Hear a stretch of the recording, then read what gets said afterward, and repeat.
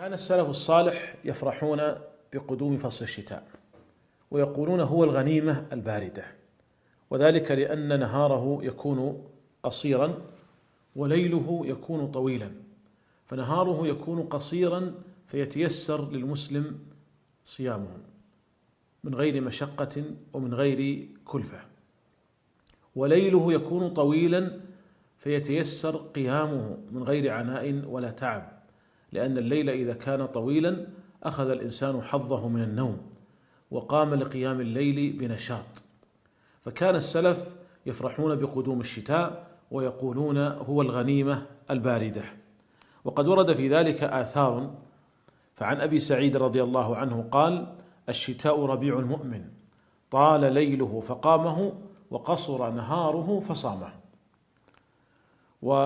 فجعل الشتاء ربيع المؤمن لأنه يرتع فيه في بساتين الطاعات ويسرح في ميادين العبادات، فإن المؤمن يقدر في الشتاء ويتيسر له صيامه من غير مشقة ومن غير جوع ولا عطش، فإن نهاره قصير مع برودة الجو، وكذلك أيضا ليله طويل فيتيسر له قيامه.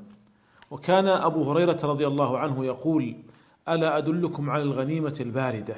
قالوا: بلى. قال: الصيام في الشتاء. ومعنى كونه غنيمة باردة أي أنها غنيمة حصلت بغير تعب ولا مشقة، فإن الجو يكون غالبا باردا والنهار يكون قصيرا.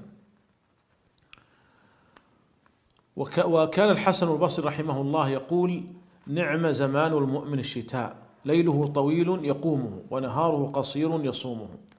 وكان عبيد بن عمير يقول إذا جاء الشتاء: يا أهل القرآن، طال ليلكم لقراءتكم فاقرأوا، وقصر النهار لصيامكم فصوموا. وبكى معاذ بن جبل عند موته فقال: إني لا أبكي جزعا على الموت ولا على فراق الدنيا، وإنما أبكي على ظمأ الهواجر وقيام ليل الشتاء ومزاحمة العلماء بالركب عند حلق الذكر.